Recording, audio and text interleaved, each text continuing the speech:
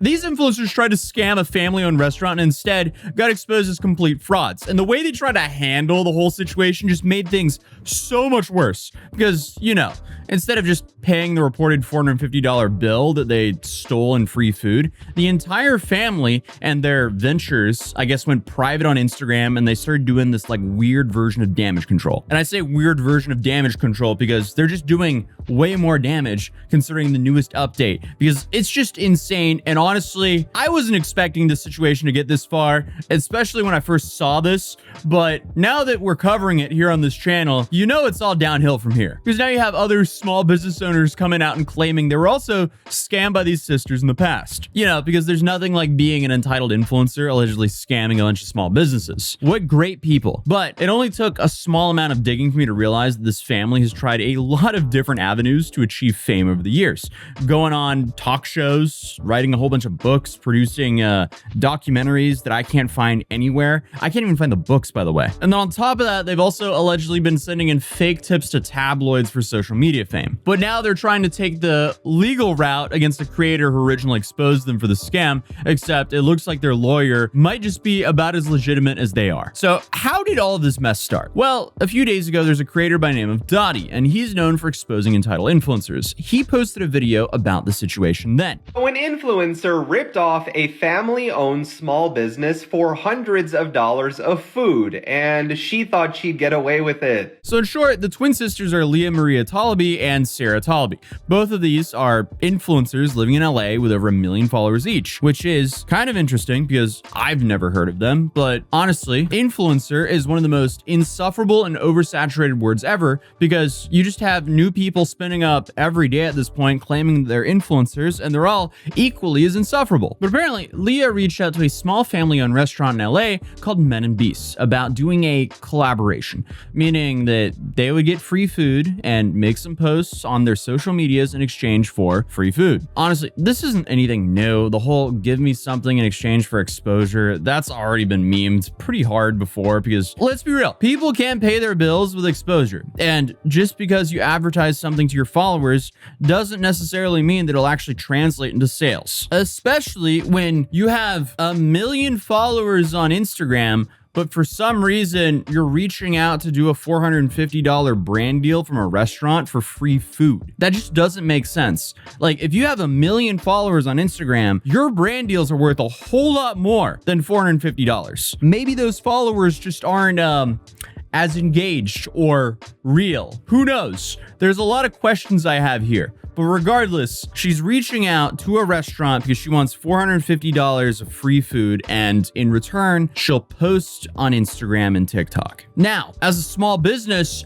I would definitely want to know a lot about this creator or even know them pretty well before agreeing to something like this. But influencer marketing is one of the most common strategies out there today. So to give them the benefit of the doubt, like, why would they be skeptical of a seemingly large influencer wanting to create content about their restaurant? That could be a good thing for them. After confirming her reservation, Leah then proceeds to mention she's bringing a third person, to which the restaurant says is fine as long as they agree to post 1 story, 1 Instagram reel, and 1 TikTok. So at first, Leah reached out talking about only her and her twin Sarah going to dine there.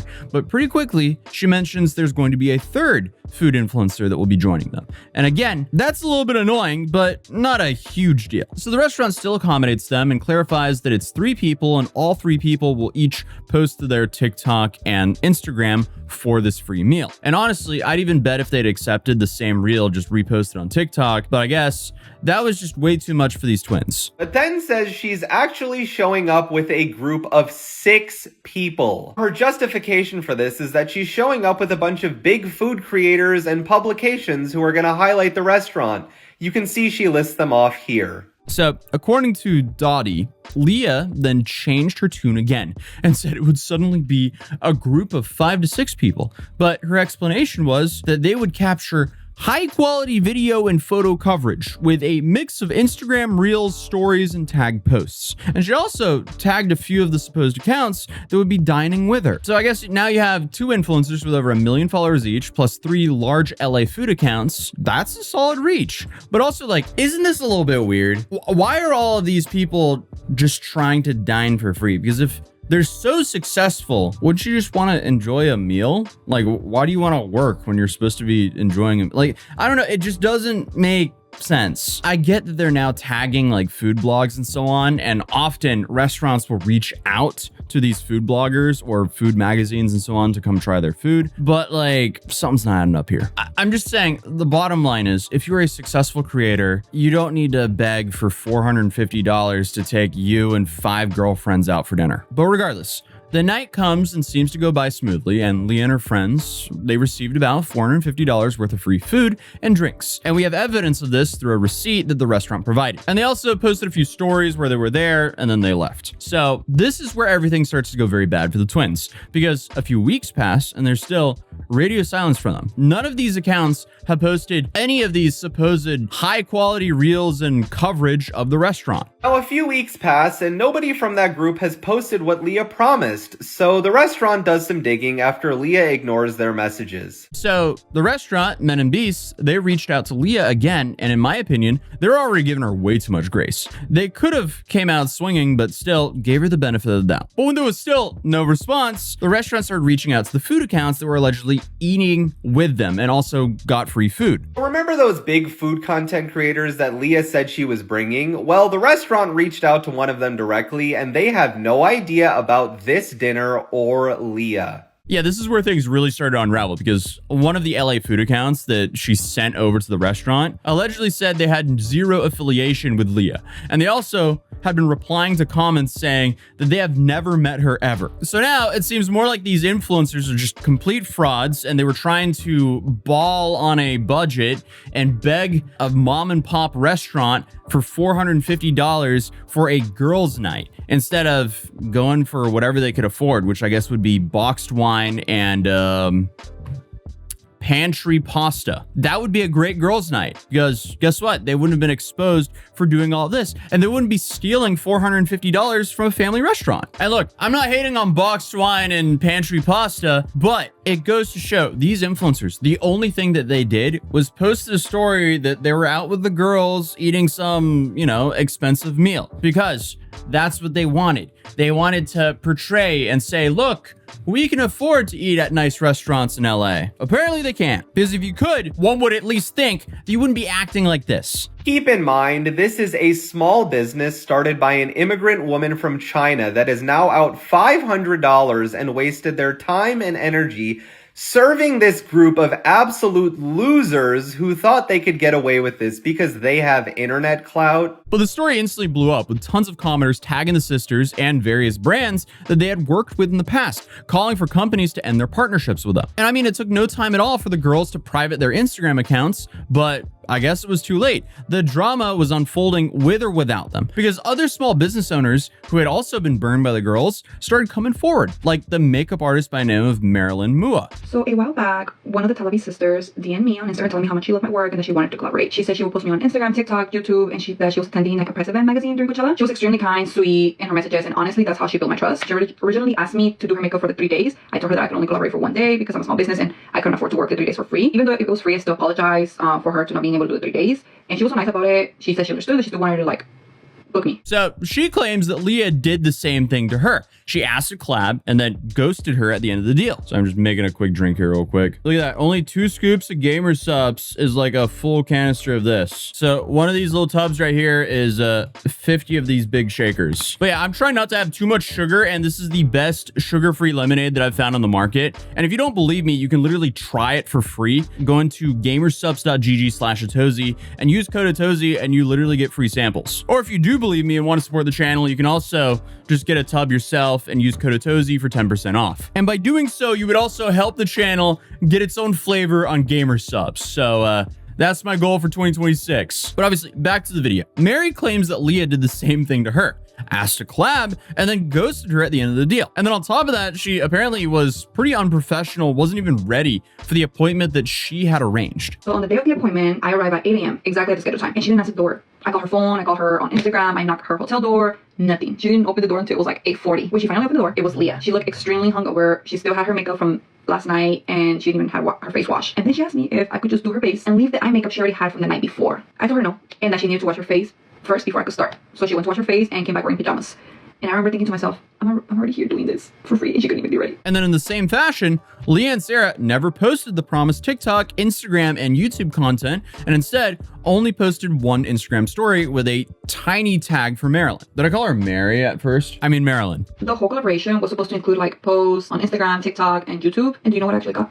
One single Instagram story. That's it. And my name was so small that you could barely see it. No TikTok post, no Instagram post, no YouTube post, nothing. And the sad part is that the cousin also posted the photos with the makeup look, but didn't tag me. And I actually had to message her, asking her if she could please tag me, which honestly felt very embarrassing because that was the whole point of the collaboration. So no, this is not just like a one-time oopsie. These sisters clearly seem to be leveraging their clout against businesses that they deem too small to fight back against them. Not that you can really call allegedly stealing $450 from a small business or a restaurant an oopsie, because that's not an oopsie at all. But they apparently decided to do this one last-ditch effort to end this expose. And this is where the final nail in the coffin really hits, because Dottie came back just a day or two later with this very interesting upload, because he says that Sarah had her quote-unquote lawyer send him a cease and desist, stating that he had to take down the video or face legal action for defamation. A few days ago, I posted about this influencer who lied to a restaurant to get hundreds of dollars of free food. Well, Leah here saw the video and she didn't like it.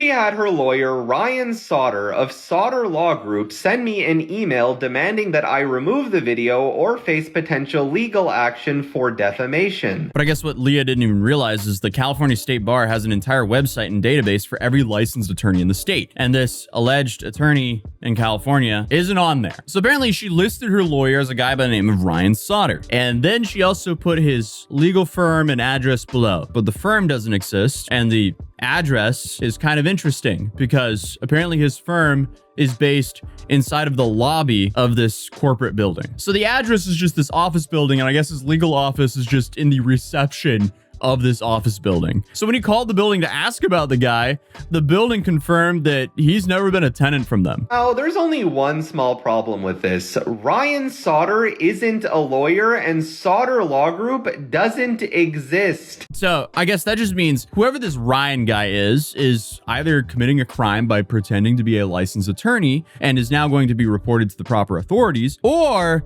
the twins just made up a fake lawyer. Who knows? With their track record, I wouldn't put that past them. Now, you know what is illegal in California? Impersonating an attorney, and rest assured that I am reporting Ryan to the proper authorities. Either way, I don't know if Lee and Sarah stand to be held responsible for bringing a fake lawyer into this, but you'll find out that a lot of what they post just seems to be smoke and mirrors. At least I did after just doing a little bit of digging. Because when everything went down, I also noticed two other accounts that Sarah tagged in her bio that both seem to be run by the sisters, at least in some capacity.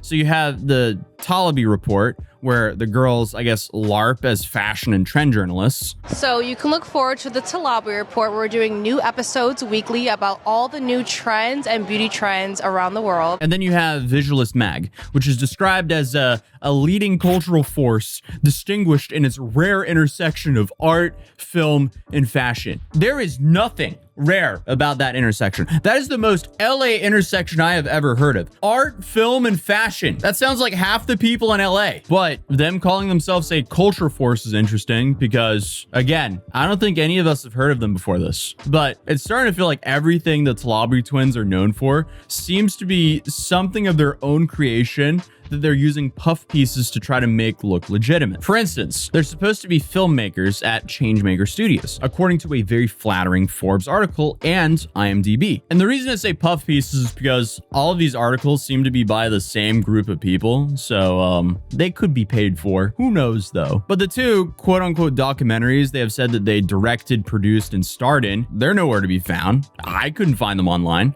Not to mention, they have suspiciously generic titles and themes, so trying to find confirmation of their existence becomes nearly impossible. And again, this seems to be kind of a theme. For every Talibi business I could find, there's a legitimate one with a similar, if not identical name and model that floods the search results with confusing links and AI explanations. Basically, they're making it impossible to verify what's real and what's a gray area. Now, am I alleging anything here? No, I'm just looking at what I can find and reporting back to you guys. So obviously, take all of this with a grain of salt. But Changemaker Studios in London, that comes up when you search Changemaker Studios. Their company does not come up. But the Talabi sisters, apparently they do everything because they also have a fashion marketing agency called La Lux V that supposedly merged with PR powerhouse agency Koch PR Group. But the problem is when you go to this powerhouse website, it looks very amateur. Honestly, go to a media school and give them 5 minutes in Canva and they can make something better than this. But regardless, there's like no information on this website and you have to give them your contact information if you want to find out more. But again, what do you know? There actually is a legit Koch PR company that comes up when you search them up, muddying the waters yet again. So it sort of feels like the sisters just like really rely on people's assumptions and hope no one will look any deeper and potentially find out the truth here. Like when they send their own anonymous tip to Dumoy, which is a celebrity gossip page, and they got called out for trying to pretend that they hooked up with Timothy Chalamet and Leonardo DiCaprio at Coachella. Again, I mean, they are just desperate for any attention whatsoever. I just looked at the Leonardo DiCaprio message I got from a Finsta, spotted Leo DiCaprio at Coachella party with model Leah Talabi, her sister. They were kissing and cuddling the whole time. So these sisters were trying to set me up to post that one was making out with Timmy and one was making out with Leo. Done. That's I it. figured something out. So I messaged them and I said, did you happen to have a pic of them together making out? And they never messaged me back. Because they don't have one. They were setting me up. They were trying to get the rumor out there, to get their names out there. Busted. But apparently the Timothy Chalamet rumor actually circulated on mainstream media, and Sarah wasted no time capitalizing on the gossip. So she was speaking out about this all over the place, except all she was doing was avoiding confirming or denying the rumors, trying to just garner sympathy and promoting another book that I couldn't find anywhere. Because when I tried to look up that book, I found an article referencing another book, and I can't find that other book either. Like, what is going on here? Like, I'm not joking when I say everything about these girls seems fake and like a desperate attempt of becoming famous. If anything, it's surprising how long it finally took for them to be caught in their own weird web of alleged lies. Because like, I can't confirm it's all a lie, but like, I can't confirm that it's true either. And I guess if you need any more proof that everything they do is a grift to try to become famous, what if I told you they went on Dr. Phil 6 years ago? Sarah and Leah just think that if they get on social media, that they're going to become famous. One clip I found shows Sarah calling herself the best dancer in the world and claiming that she turned down a $500,000 scholarship to pursue her dreams. Every single type of dance. I even do tap. And like Irish, African, Arabian, hip hop, ballet, and then my own little freestyle, you know what I'm saying? And this is all while showing the world her dance moves. I am the best dancer in the world. The world just doesn't know it yet. Sarah always planned on going to Harvard to receive a law degree. Then suddenly she got this idea that she wanted to become a hip hop dancer. Sarah has a $500,000 scholarship. It covers tuition, food, housing for undergrad and grad school. I won every award, every honor, national titles, took the SAT in the 7th grade, honor roll all throughout high school, full ride scholarship to college. And I was just like, wait, I don't have to do this. I can do whatever I want. I feel like she can really give that Australian breakdance lady a run for her money. But then there was another episode with both of them dropping out again and pursuing their dreams by becoming models and famous on social media. I expressed myself through fashion, through makeup, and being in college just wasn't the way for me. Leah told me she wanted to model, and I just couldn't believe it. My daughter, Leah, she doesn't have an agent or a job modeling right now. I think she is just crazy. My dad is going to be shocked when he sees how successful me and Leah are going to be. He's going to like have a heart attack. He's going to be there like gasping for air. Well, I mean, I guess they got their wish. But both girls tried to get on their podcast and very obviously fake cry about being cyberbullied for these appearances and how they were fed lines and actually had no idea what was going on. Because they titled their video, Dr. Phil Ruined My Life. And once again, I decided to go on Dr. Phil. However, I went on under false, totally false pretenses. I was lied to, my words were twisted and manipulated, and the truth is, Dr. Phil ruined my life. Sarah and Leah would try to spin the whole story that it was all fake to begin with into another headline that would hopefully, give them some more attention online. Who knows? Maybe they thought they could do the whole thing that Bad Baby did a few years ago. And again, all of this is because they couldn't pay for one dinner. They had to allegedly steal a $450 dinner so they could go have girls' night. Like, come on. This goes way beyond faking it till you make it, because this is just pathetic. And it'll definitely be interesting to see if anything comes from this. Honestly, I doubt it. Hopefully they come out and actually apologize to the restaurant. Maybe send the $450 back to the restaurant, but that might be wishful thinking. Who knows though? But hey, if you're new here, feel free to subscribe if you're new. Drop a like if you enjoyed the video. If you want to support the channel in any other ways, you can go to matt.city and check out these beautiful mouse mounts we have, or the large mounts that are there. I know with my new lens, it doesn't look that big. It's actually pretty big. And we also just dropped our camo collection on matt.city, which is our website. Then of course, you can also check out gamersubs.gg/Atozy to get a free sample, or if you already had the samples and you enjoy it, feel free to get it with code Atozy to get 10% off. But other than that, thank you guys for the support, and I'll see you guys in tomorrow's video. Peace.